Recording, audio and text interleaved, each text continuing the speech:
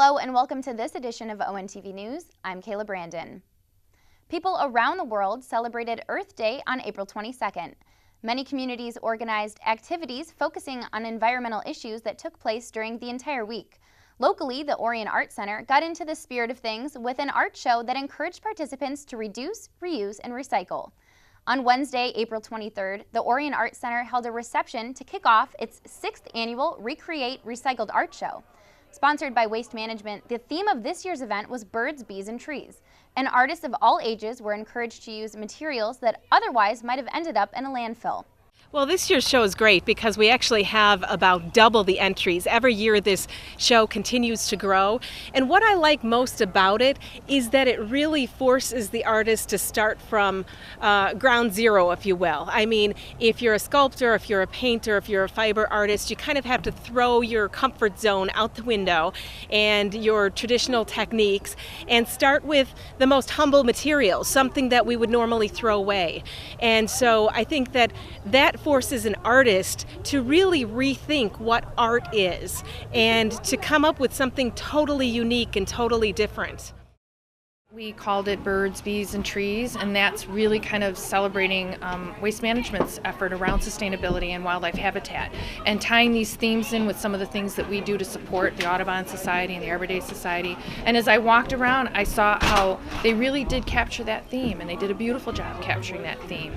And it's so here, the sustainability movement, even though some people are still on the fence about it, and seeing our youth really capturing the reuse and the repurposing of goods and creating art, which is left brain, right brain development and imagination. It's fabulous. It's just fabulous. Ribbons and more than $1,000 in cash prizes were awarded to artists in various categories. Taking first place in the kids division for the second year in a row was Bear Scout Pack 59. Micah Zielinski took first place in the teen division for his entry called Hooked on Life. Taking first place for best use of materials was Claudia Kaglovitz for this piece, mixed media art entitled Hinge. And netting a first place finish for best interpretation of the theme was artist Sarah Tierney. Well, I never see junk, as probably most artists. You know, I think I'm kind of a recycler at heart anyway, so I try to use mostly natural products, but I also repurposed a lot of other items in this piece. I'm primarily a fiber artist, but I ventured out to do more mixed media, and I like to incorporate a lot of different elements in my work. The Recycled Art Show will be on display at the Orion Art Center through June 7th. For information about upcoming shows and classes, visit orionartcenter.org. Many local residents spent their Good Friday helping to clean up the damages in Lake Orion after the recent spring storm. On April 12th, a storm moved in from the western side of Michigan and eventually hit Lake Orion, which was one of the hardest hit areas in Oakland County. The storm brought 60 to 70 mile-per-hour winds, which uprooted around 2,000 to 3,000 trees in the area. Luckily, there were no deaths or injuries. Orion Township Supervisor Chris Barnett and Pastor Rick Seidel posted a video asking for help to clean up the area and help those in the community that were impacted by the storm. Once the video was released, nearly 300 people volunteered for the event. The volunteers spent the day chopping and moving fallen trees and debris. Thanks to all their hard work, a significant amount of the damage was cleared. Walden Lakes Apartments has existed in its current location for 18 years. So why did representatives of the Chamber of Commerce recently visit the complex with a ribbon and scissors in hand? On Friday, April 25th, Walden Lakes Apartments celebrated a grand reopening with staff and representatives of the Chamber of Commerce in attendance. The complex is celebrating major changes, including the end of a policy that mandated the income of its residents couldn't exceed a certain amount. In the past, Walden Lakes has been financed under a program where there were income ceilings, and our financing has changed. And what that means is we're now able to better service the community, and we're going to be doing some major upgrades throughout the apartments and on the site as well. It's very exciting for us. The complex, which includes 200 1-, 2-, and 3-bedroom apartments, now can accept any applicant who qualifies, regardless of income, and staff is eager to show off new upgrades, which will include extensive landscaping over the next month or so. Well, I'd have to say that Walden Lakes is a very unique product because all of the apartments feature private entrances on the first floor. Each apartment has a full-size washer and dryer within and a very open, spacious floor plan with lots of closet space and storage. The best thing about the apartments, though, I gotta tell you, is they are now being upgraded. So you're gonna have the new kitchens and the new countertops, and it's just a beautiful, beautiful community. The cost of rent ranges from $762 for a one-bedroom apartment to $1,100 for a three-bedroom. For more information, visit waldenlakes.com. Northern Flooring on M24 was the place to be for area designers this past week. The Style Network's Mike Brunetz was there to promote their annual contest, Design for a Difference. I spoke with the television host and hopeful contestants about the contest, and here's what they had to say. Design for a Difference is where creativity and philanthropy collide. Dozens of designers gathered at Northern Flooring today to learn more about this unique opportunity. 2013 was a great year for the International Design Guild and the launch of their community-centered contest, Design for a Difference. Leslie Ann Schifferns in Spokane, Washington, received $20,000 in goods and services to make over the community room at Transitions, a charity for single moms and their children without a place to call home.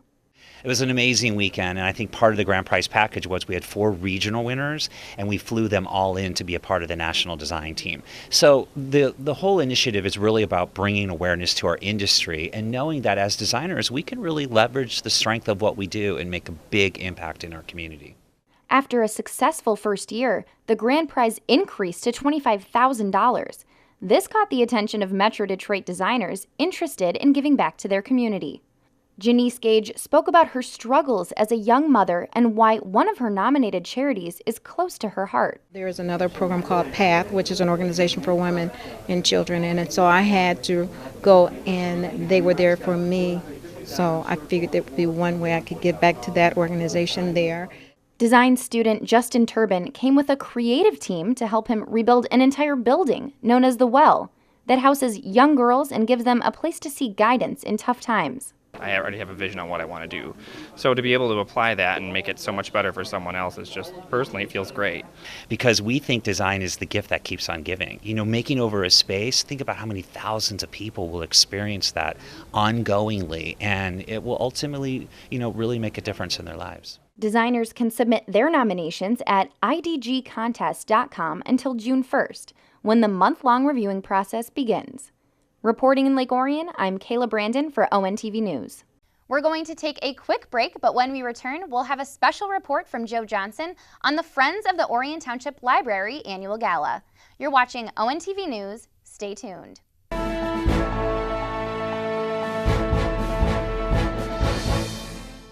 Orion Township Fire Millage by the numbers. The 2013 call volume was over 2,010 calls, with 2014 showing an increase of close to 2,400 calls.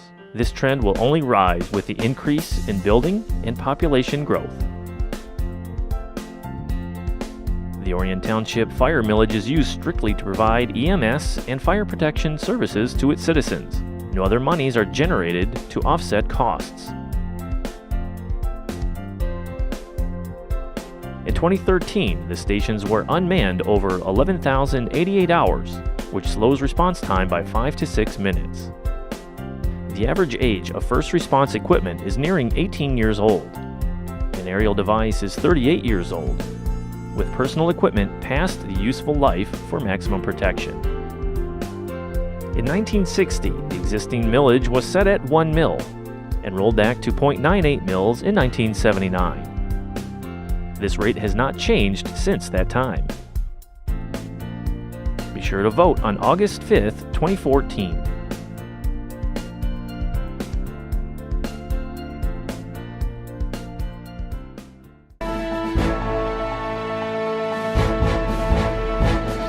Welcome back to ONTV News. I'm Kayla Brandon.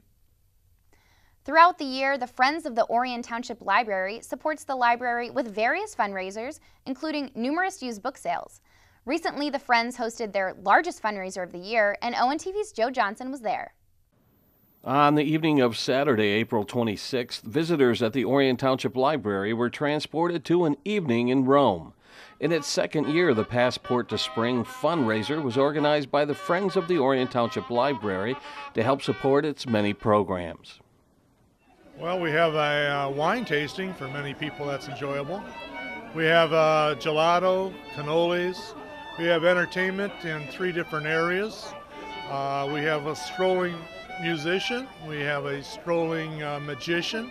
And we have an accordionist. We have food from about 7 or 8 different restaurants in the area and or portions.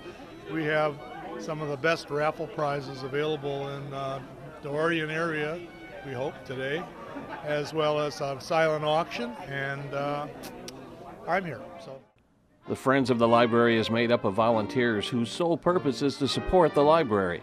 The Passport to Spring event is the Friends' largest fundraiser of the year, but used book sales and other events take place throughout the year. Without the money from the Friends, we wouldn't be able to do the programs that we do at the library. We're just about to start to kick off our summer reading program on June 7th.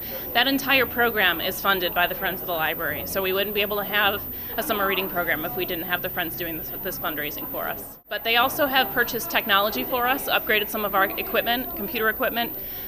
They've helped us in just a variety of ways. We've been able to add some new ebooks to our collection. Different collections have been able to grow as a result of some money from the Friends. We've been able to make plans. We're looking at doing some space planning actually right now and possibly renovating some interior spaces within the library, and we might ask the Friends for some help in funding some of that as well. In Orion Township, this is Joe Johnson reporting for ONTV News.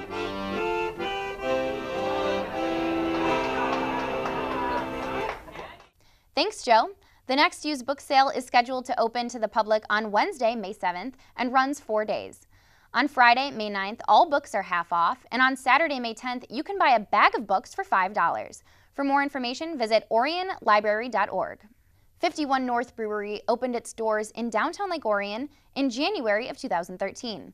The pub has since gained quite the reputation for its excellent food and beer, and now they can boast they offer the finest beer in the world. 51 North Brewery entered several beers into the World Beer Cup, held in April during the American Craft Brewers Conference in Denver, Colorado.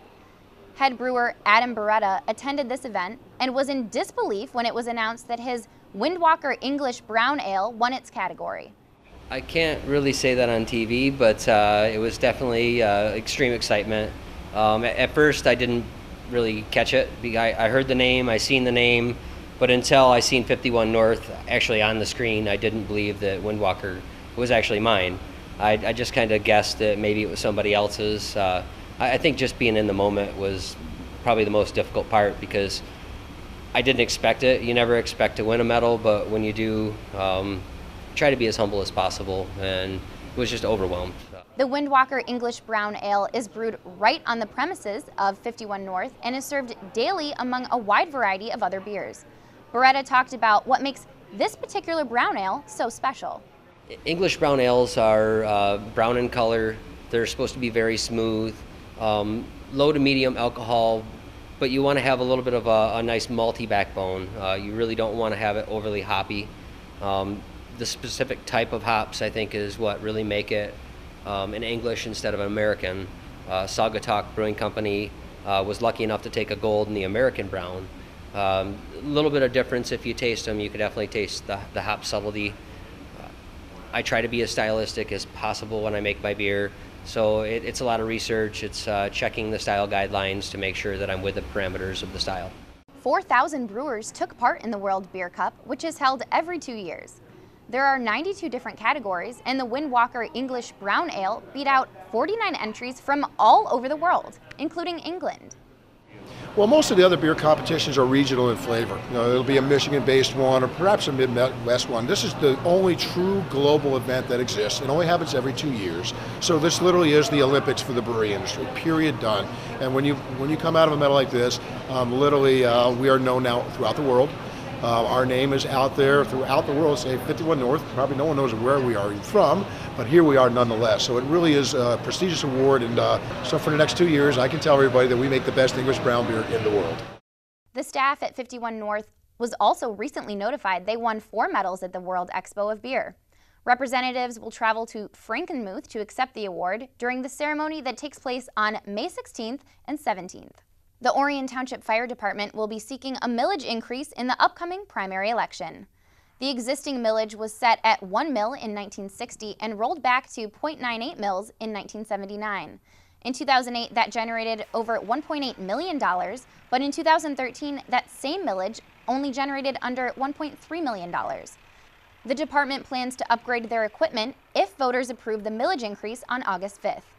With the age of the Orion Township Fire Department's ladder truck nearing 40 years old, they recently got the chance to take a look at a new and improved model.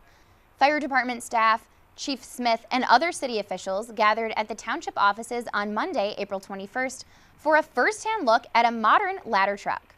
Smeel Fire Apparatus Company brought the truck by and demonstrated its improved features, even taking onlookers up for a ride on the platform. Along with equipment upgrades, the fire department plans to hire more full-timers with the millage increase. With only 6 full-time staff members, the fire stations were uncovered for more than 11,000 hours in 2013, while surrounding cities with comparable populations were never left uncovered. For more information on the millage proposal or to find out more about the upcoming primary election, visit oriontownship.org and navigate to the clerk's page. We now turn our attention to local sports.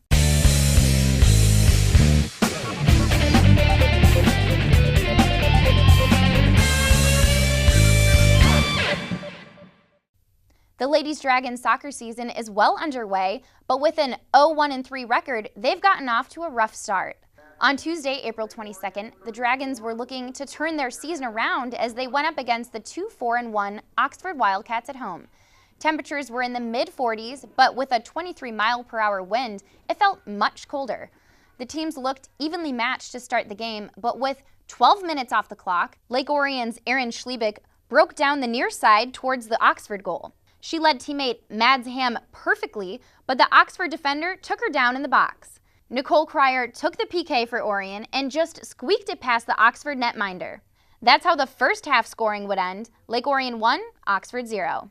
Orion looked dominant in the second half. Just 5 minutes in, Mads Ham got another chance to put one in the net, and this time she wouldn't be denied, tipping it past the goalie off a Nicole Cryer corner kick. Lake Orion kept the ball away from Oxford most of the second half, allowing very few scoring chances. The final score, 2-0 in favor of the Dragons. Remember, you can catch replays of this game right here on ONTV. Check out our website program guide for airtimes. You can also see the game on our YouTube channel. Head on over to orionontv.org and click on the YouTube link. Just 2 days after beating Oxford on the road in convincing fashion, Lake Orion welcomed in their crosstown rival for a pair of games. Game 1 saw the Dragons jump out to an early lead, scoring a run in the first inning. The Wildcats battled back, however. After a wild throw on a dropped third strike, Oxford got a runner into scoring position and rallied from there, scoring 4 runs in the 5th with Brad Schenzer on the mound.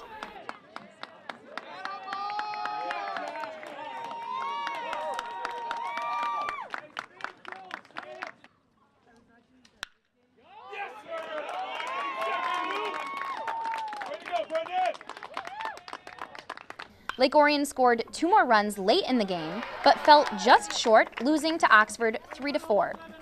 In Game 2, Lake Orion looked more like the team Oxford saw on the 22nd. Kenny Goldie pitched a complete game shutout, giving up only 4 hits and 1 walk while striking out 8. The Dragons rolled the Wildcats 6-0, splitting the doubleheader and now sitting with an overall record of 6-7. That's it for this edition of ONTV News. On behalf of the entire crew, I'm Kayla Brandon. Thanks for watching.